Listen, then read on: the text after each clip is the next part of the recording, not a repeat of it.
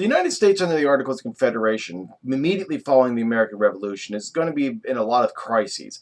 There's going to be diplomatic crises, there's going to be economic troubles, and there's even going to be some internal unrest. Diplomatically, the United States is pretty darn weak. For example, in England, the British are going to keep their forts in the frontier, mainly to protect the fur trade and to make sure that unpaid debts by the United States are actually paid. Article 4 of the Treaty of Paris of 1783 called for this payment of this debt in the form of hard currency. The problem is that American planters had no intention of paying this debt with hard currency. Rather, they were trying to pay with paper money. John Adams is going to basically see this problem. They're going to recognize it as a issue that's going to be ongoing as long as the United States is unable to pay off this debt. The British will never leave these frontier forts. So you have the problems with the British. You also have problems with the Spanish. For example, there's going to be a land dispute between the United States and Spain, particularly over the borderlands between Georgia and Florida. Remember, Florida is a part of the Spanish Empire at the time. Spain controls New Orleans, and it can easily close access to it to the new United States. And Spain is reluctant for the Americans to have access to West Indian markets because they wanted to be the dominant power in the Western Hemisphere when it comes to those markets. In addition, Spain is also charging high duties. Whenever it allows the Americans to access New Orleans, it's charging high duties, high taxes, and fees in order to use the New Orleans port. There's also economic weaknesses within the Articles of Confederation for the United States.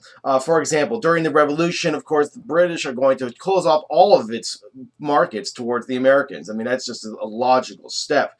The problem is it continues this after the war. And wanting basically to keep the United States weak and dependent on British goods. In addition, British goods are going to be flooded into the American market. The British are going to flood their goods into the American market, creating what's known as a trade deficit. This is basically what happens when your imports exceed your exports. And in 1784, you're going to see a bubble of credit burst because of these trade deficits. And what you're going to have is a depression that's going to hit much of the United States for the remainder of the 1780s. Small farmers are going to be hit the hardest, and wages between 1785 and 1789 are going to fall as much as 25%. Congress is powerless to stop this. It has no way of raising its funds. After all, we've had two attempts to pass a national tariff, and both attempts are going to fail. So with no way of raising funds, you're going to have a Congress that's unable to pay off its debts. So state governments are going to impose heavy taxes payable by money issued by the Revolution. What this is going to do is it's going to cause a deflationary pressure on the currency, further lowering prices. American ships are going to be barred from British Empire ports. So the markets for American whale oil and fish are going to just dry up. And this is going to nail the New England ports in the Northeast because those are some of their principal exports. The loss of trade in the British West Indies when it came to its grain, livestock, and dairy products would also cut the income of the mid-Atlantic merchants and farmers. The South was not untouched by these problems as well. For example, in the South, 10% of the slave population will flee the plantations during the Revolution. And what that's going to do is it's going to reduce production levels during the 1780s, and prices will not begin to come back up until the late 1780s. Put on top of that some unrest within the United States. For example, in 1783, unpaid soldiers are going to protest their situation, even in front of Independence Hall.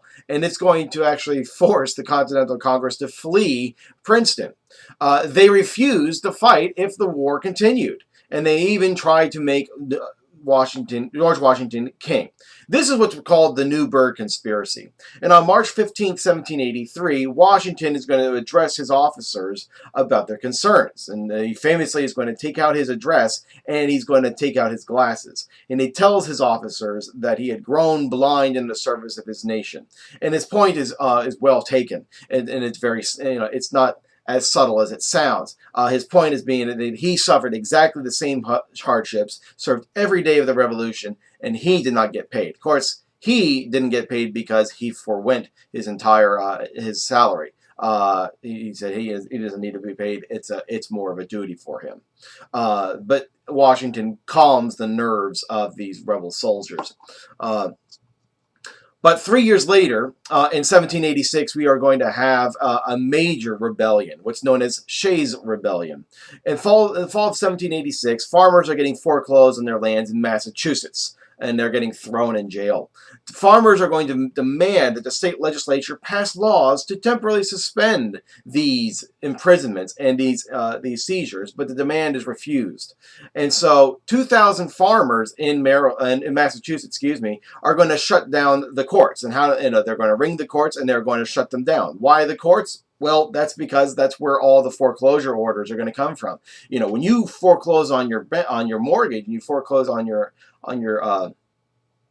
car, if you forget to pay off your car payments, it's not a nerdy bank teller that's going to show up. It's going to be law enforcement. They're going to have a warrant. They're going to have court orders to kick you out of your home or court orders to repossess your car. So what do? They start attacking the courts, because that's where the legal machinery of these foreclosures are. In addition, they're going to attack a federal arsenal in Springfield, Massachusetts. So this rebellion is going to continue to go on until the winter of 1787. Remember, Congress is absolutely powerless to stop this. And in fact, it will not be until the Massachusetts State Militia is called in to be dispatched. And the Massachusetts State Militia is the one that basically puts down the rebellion. The next month, in February, the rebels are going to be tried for treason and sentenced to death, but they would all be later receive pardons.